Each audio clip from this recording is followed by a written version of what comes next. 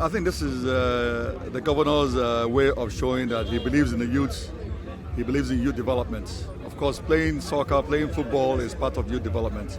Engaging kids in all sorts of programs, projects, playing football, involved in sports, involved in skills acquisition, is all part of engaging them, keeping them away from all kind crime and criminality. That's the whole essence, and I've had a wonderful day. This is just wonderful.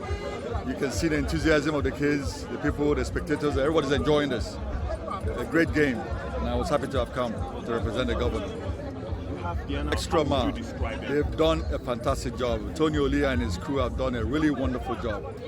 I think, this is what we say when we put square pegs in square holes. Tony has taken charge of this commission and is really putting things together and making sure that they're able to succeed. Whoever wasn't involved in this has already missed out. And I believe after watching this, after being informed of what happened, they will be interested in sponsoring other youth programs.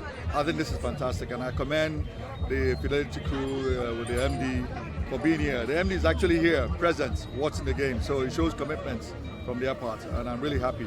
And I pray that other corporate organizations will take notes and be able to sponsor other things. It's not just football that we play here.